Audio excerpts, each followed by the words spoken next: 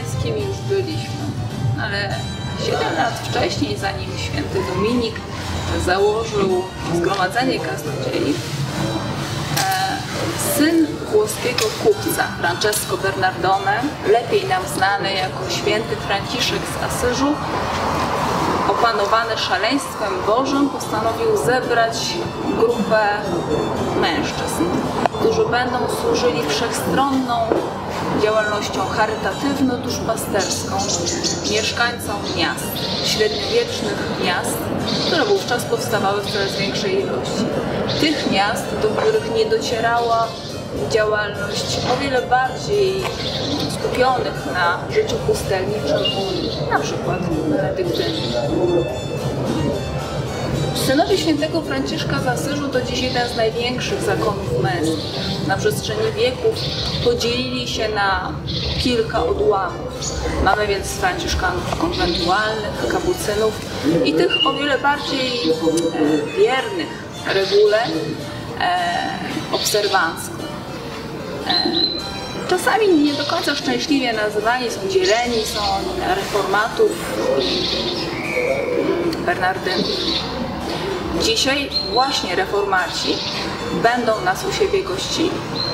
Korzenie reformatów sięgają więc średniowiecza. Ale skąd mój strój? XVII-wieczny. Bo reformaci sprowadzeni zostali do Polski w 1625 roku, a ściślej do Krakowa wówczas. Na początku jednak nie mieszkali na obszarze miasta Krakowa, ale na jego przedmieściach, na Garbarach. Skąd ta nazwa? Myślę, że łatwo się domyślić. Długo zresztą tam nie pobyli, bo już 40 lat później, w czasie potopu szwedzkiego, bohatersko broniący królewskiego miasta, hetman Czarniecki podjął decyzję o tym, aby utrudnić życie Szwedom i spalić całe przedmieścia Krakowa, w tym również i Garbary. Nic więc dziwnego, że w momencie, kiedy reformaci odbudowywali swój klasztor, swój kościół, postarali się, aby tym razem już ich lokacja miała miejsce w obrębie murów miasta Krakowa. Dzięki fundacji, lokacji zamożnych mieszkańców krakowskich, szlachty krakowskiej, urzędników krakowskich osiedlili się właśnie tu, na ulicy nazywanej dzisiaj Reformacką. Budowywali swój klasztor w latach 60. i 70. XVII wieku. Klasztor pod wezwaniem świętego Kazimierza. Z czasem teren, który mieli do dyspozycji, poszerzył się tak, że mogli pozwolić sobie na wybudowanie kalwarii składającej się z 14 stacji. Dzisiaj wejdziemy do archiwum prowincji pod wezwaniem Matki Boskiej Anielskiej. Zobaczymy, jakie archiwalia z tego i późniejszych okresów zachowały się w rękach reformatów krakowskich i nie tylko. Krakowscy reformaci znani są z jeszcze jednej rzeczy, ze swoistego kuriozu, z mumii naturalnych, jednych z nielicznych w Europie, które w katakumbach pod tym kościołem istniejących się zachowały. Cmentarz ten funkcjonował od XVII do XIX wieku, czyli do momentu, kiedy zaborcy zakazali na terenie miasta Krakowa grzebania zmarłych.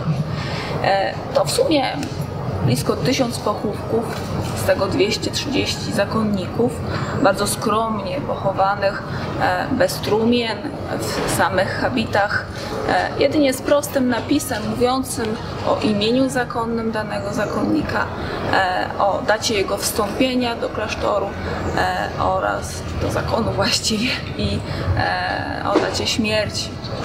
Mamy tutaj również pochowaną hrabinę Domicylę Skalską, kobietę, która przez 20 ostatnich lat swojego życia, podając się za ubogą hafciarkę, służyła klasztorowi. Dopiero pod koniec swojego życia przyznała się, z jak majętnego rodu pochodzi, że przekazuje cały swój majątek na rzecz reformatów, jeżeli tylko ci zgodzą się pochować ją właśnie w swoich katakumbach. u boku pewnego grenadiera francuskiego, który zimą 1812 roku zapukał do bramy klasztornej po nieudanej, nieszczęśliwej wyprawie moskiewskiej Napoleona. Owszem, otworzono mu, udzielono pomocy, ale nie zdołano ocalić ani jego zdrowia, ani życia. Nie znamy imienia tego grenadiera, natomiast wiemy, że hrabina w swojej młodości miała pewien incydent miłosny z jakimś francuskim żołnierzem. Czy to on? Tego nie wiemy. Tu również pochowana jest Urszula, starościanka, która źle ulokowała swoje uczucia. Człowieku mniej majętnym, przez co jej ojciec uznał taki mariaż za mezalians i wolał, aby córka go nie przeżyła. Otruł ją więc w dniu ślubu. Spoczywa ona w podziemiach klasztornych, ubrana w suknię ślubną i również zastygła jako mumia. Ale nie pójdziemy teraz oglądać mumii. Zobaczmy, jakie skarby kryją się w tutejszym archiwum.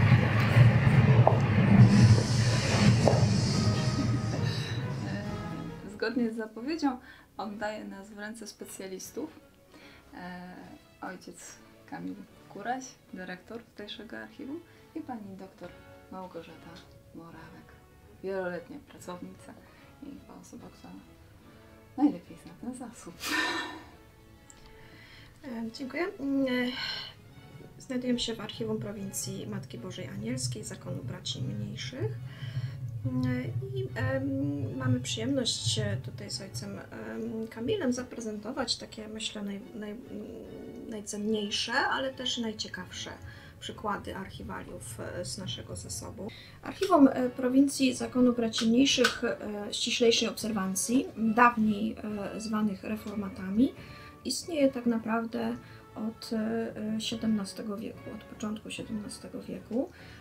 Bez wątpienia już na Garbarach istniało pierwsze archiwum prowincji, które musiało istnieć przy kurii prowincjalnej.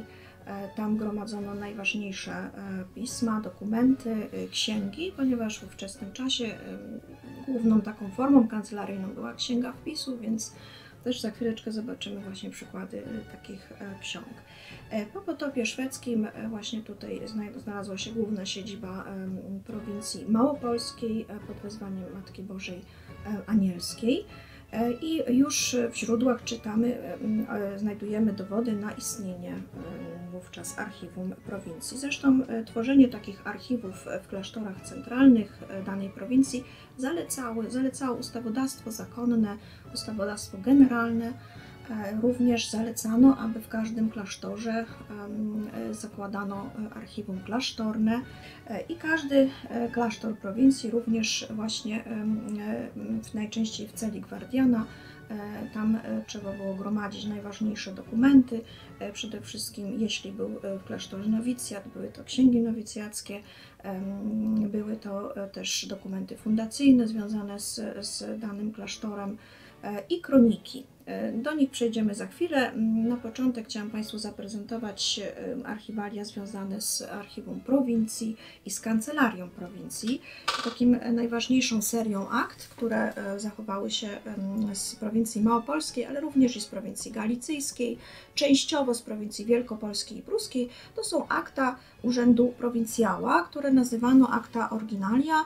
Najczęściej były to zbiory akt luźnych, które zszywano, więc powstawały takie właśnie tomy, których jednakże nie możemy uznać za księgi, ponieważ nie jest to księga, do której wpisywano, tak jak do kronik, tylko to po prostu były zbiory akt luźnych, które zszywano, układano w odpowiednim systemie, najczęściej chronologicznie. Co obejmowały takie akta? Przede wszystkim najważniejsze protokoły z posiedzeń kapituł. Kapituła dawniej odbywała się co 3 lata. Na kapitule wybierano przełożonych, czyli prowincjała, kustosza prowincji, definitorów, ustalano gwardianów w poszczególnych klasztorach. I to były takie najważniejsze, można powiedzieć, wydarzenie w prowincji. jeśli chodzi o ten aspekt funkcjonowania i aspekt prawny. Co roku że tak zapytam, definitorzy. Definitorzy, tak byśmy określili, że to jest definitywnie prowincjał jest przełożonym prowincji, prawda? Natomiast definitor, to bym tak określiła, że jest to taki minister. Było dawniej 4 definitorów i to była taki organ i doradczy, ale też współrządzący z prowincjałem. Także, Ojciec Kamil może doda coś na ten temat. no, definitor to po prostu doradca prowincjała, ale wybrany oczywiście na sposób kanoniczny w czasie kapituły. I oczywiście No i dawniej były to po prostu najczęściej protokół z kapituły podzielony na takie poszczególne sesje i omawiano, znaczy zapisywano, co omawiano na konkretnej sesji. Oczywiście to było według ustalonego przez wieki, można powiedzieć, i tradycją harmonogramu. Najistotniejsze było po prostu ustalenie też składu osobowego, który zakonnik w danym klasztorze jaką funkcję będzie pełnił, czyli najczęściej taki protokół z kapituły był uzupełniony czymś, co się nazywało tabula i to był właśnie taki spis wszystkich zakonników danej prowincji z podziałem na funkcje i z przydzieleniem do miejsca zamieszkania. I te tabule są bardzo cennym źródłem. Do dzisiaj historycy z tego najczęściej korzystają, jeśli chcą ustalać pewne fakty, zwłaszcza biograficzne. Także to główne dokumenty to były protokoły z kapituł, ale też do takich tomów wkładano też korespondencję, najczęściej pochodzącą od władz generalnych, czyli od generała, który zadawał Rzymie, od prokuratora generalnego, od wizytatorów. Generalny w zakonie to... Prokurator generalny w zakonie to był taki zastępca generała, tak można powiedzieć. Nie straszny człowiek, który... Nie, on nie miał nic wspólnego z dzisiejszym pojęciem prokuratora, po prostu to raczej opiekun. Z historii też, wiesz, to już w czasach Jezusa Chrystusa prokuratorzy istnieli, choćby prokurator Judei, czyli Poncjusz Piłat, Tak, ale też to prokuratorzy był taki innych prowincji rzymskich. Tak jest.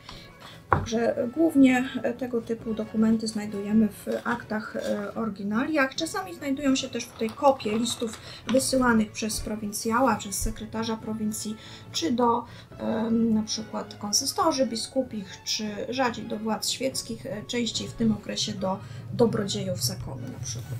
Także korespondencja, ale przede wszystkim dokumenty typu protokoły z kapituł i z kongregacji. Uzupełnieniem tej serii jest bardzo cenna seria tutaj tak zwanych kopiariuszy zwanych acta transumpta. To może być trochę myląca nazwa, ale to są po prostu kopiariusze, czyli taki tom różnych dokumentów zszytych, kopiowano już właśnie takiej księgi. Proszę zobaczyć, jak starannie wykonywano te kopie. Czyli można powiedzieć, że było to tak podwójnie zabezpieczone. Mieliśmy akta oryginalne urzędu i kopiariusze, w których wszystko spisywano. Z tyłu najczęściej tworzono też indeks, który ułatwiał odnalezienie poszczególnego dokumentu, nawet wskazywał, gdzie ten dokument, pod którym numerem znajduje się w tej serii głównej. No a tutaj dla Państwa wybrałam takie specjalnie 2 tomy tych kopiariuszy, które posiadają bardzo ciekawe frontyspisy. Są to takie grafiki, rysunki, które w alegoryczny sposób, prawda, przedstawiają kartę tytułową takiego kopiariusza. To są akta jednego z prowincjałów Stefana de Medem. Mamy tutaj takie 2 alegorie siedzące w bibliotece, a tutaj akta znanego misjonarza, tak, i prowincjała ojca Prospera Budzyńskiego. Tak. Jest tu jak dotychczas jedyny biskup, możemy tak powiedzieć, reformacki. Tak, tak, biskup reformacki. Przyjaciel generała Józefa Zajączka, tak. Oczywiście postać wyjątkowa w historii prowincji zakonu. Ponieważ wcześniej, zanim został biskupem sandomierskim, wcześniej biskup Burzyński był misjonarzem w Egipcie i właśnie tam spotkał generała Zajączka w czasie wypraw napoleońskich.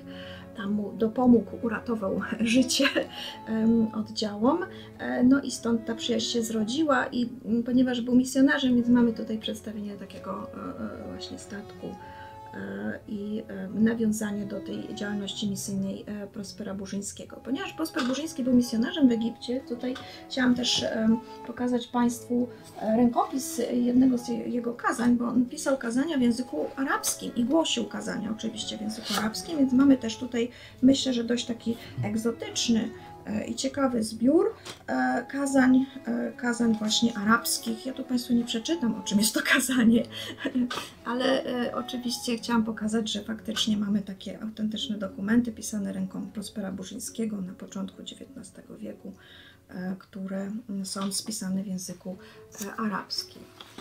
Teraz chcielibyśmy Państwu pokazać dokumenty związane z klasztorami.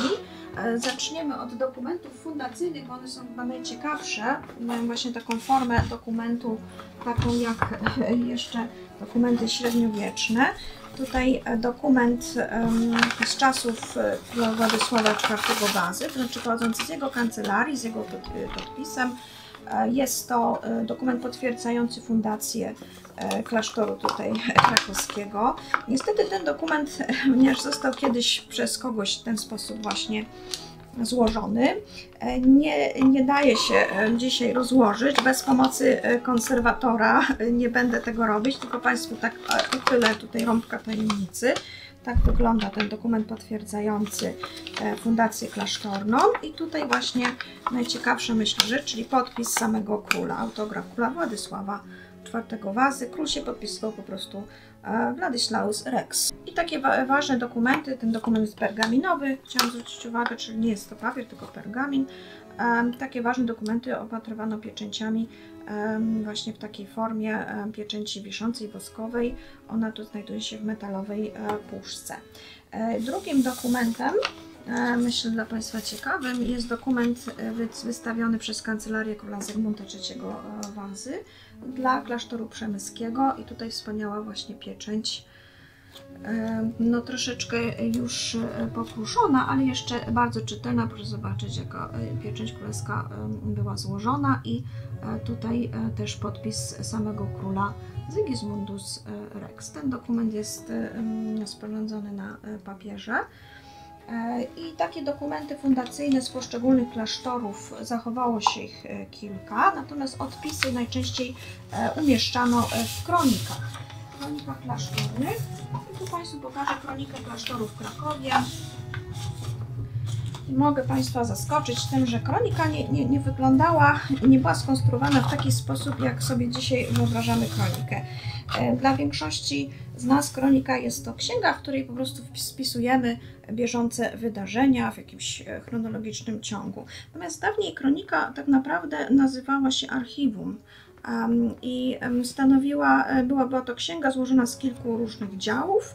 W dziale pierwszym spisywano właśnie różne dokumenty fundacyjne, czasem opisywano historię sprowadzenia zakonników do danego klasztoru. Różne ważne wydarzenia też oczywiście tutaj uwzględniano, ale nie miała ona takiego charakteru, jak sobie wyobrażamy, takiej opowieści o historii, tylko właśnie była to takie prawdziwe archiwum danego klasztoru. Także taka kronika tak naprawdę składała się z różnych działów, to w okresie dawnym, staropolskim. Ale mamy też współczesną kronikę. Mamy też kronikę Przepraszam, ja współczesną. tylko jeszcze zapytam, Proszę. w takim razie, żeby łatwiej się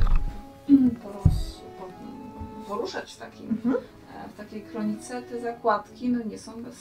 Tak, to są takie sensu. właśnie zakładki, języczki, też można by to nazwać wypustki, które zaznaczały, gdzie taki dział się zaczyna. I właśnie takie zakładki były bardzo w takich księgach pomocne. A to już współczesna To bardziej jest bardziej kronika. współczesna kronika z klasztoru w Pińczowie. Pińczów, województwo świętokrzyskie dzisiaj. To już jest kronika z wieku XX, właśnie opisująca ten klasztor, już pisana zupełnie innym stylem. Co ciekawe, mamy bardzo niewiele informacji dotyczących II wojny światowej, ale to też oczywiście można to wyjaśnić w ten sposób, że no, ze względu na specyfikę czasów i trudności z tym związane, po prostu, jakby to powiedzieć, no po prostu Było zakonnicy bezpieczniejsze. bali się po prostu opisywać swoje sytuacje. Tu mamy z roku już 62, także taka bardzo, bardzo współczesna, zupełnie inaczej pisana. Właśnie tak, w inny sposób prowadzona właśnie kronika. taki już o takim... Ale języczki widać. Tak. To są zakładki, Są tak. zakładki, tak, dalej można powiedzieć, utrzymano to Tutaj mamy praktyczną tradycję. Jak już jesteśmy, jak mówimy właśnie o księgach, to warto powiedzieć, że reformaci też byli znani z działalności kaznodziejskiej. Jednym z takich słynnych kaznodziejów był ojciec Antoni Węgrzynowicz, żyjący w XVIII wieku. To był popularnym autorem, to znaczy często był drukowany. Co ciekawe, Węgrzynowicz do dzisiaj jest popularną reformacką postacią. Nawet niedawno powstał też na jego temat doktorat na podstawie jego kazań. Rzeczywiście kazania pisane w sposób oddający też ducha czasów współczesnych autorowi, tak? Czyli XVIII-wieczne takie kazania, które bardzo upominające lud, szczególnie jeśli chodzi o różne nałogi i przyzwyczajenia. No, taki był też Węgrzynowicz, ale bardzo oceniony, wielokrotnie też wybierany na prowincjała przez zakonników. Interesującą postacią był Florian Jaroszewicz, żyjący trochę później od Węgrzynowicza, i on jest po prostu autorem Matki Świętych Polskich. I co ciekawe, to jest dzieło, które opisuje żywoty osób uznanych za święte. I mamy tutaj przeróżne postacie z historii Polski, nie tylko z historii Kościoła, ale i z historii całego państwa, całej państwowości, począwszy od Mieszka I aż do postaci współczesnych autorowi.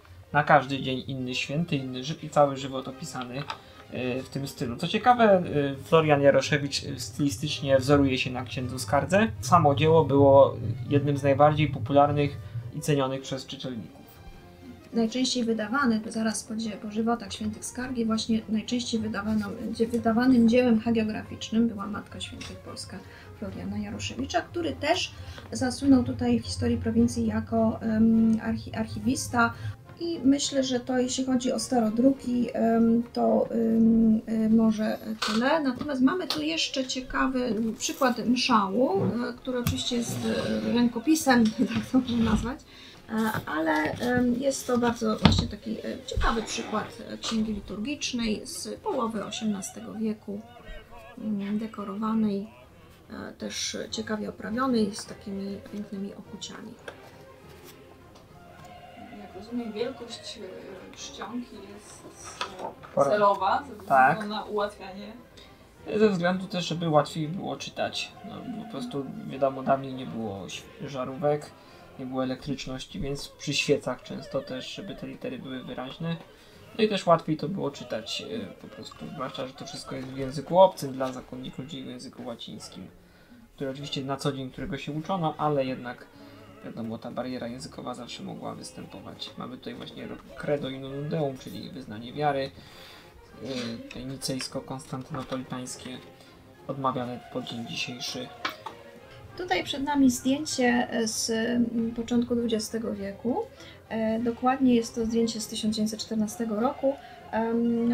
Wśród tu przedstawionych żołnierzy, oficerów widzimy żołnierza na białym koniu. Jest to ojciec Rafał Woźniak, który należał tutaj do właśnie zakonu braci mniejszych i był kapelanem wojskowym. To chciałam Państwu pokazać, że reformaci, franciszkanie, dawniej zwani reformatami, przez wieki prowadzili raczej styl życia zbliżony do życia mnichów i nie uczestniczyli tak na szeroką skalę w życiu społecznym czy politycznym, ale już od XIX wieku te okoliczności się znacznie zmieniły, kiedy Polska dostała się pod zabory i wtedy również zakonnicy i pomagali przy powstaniach narodowych. Najwięcej oczywiście byli zaangażowani w powstaniu styczniowym.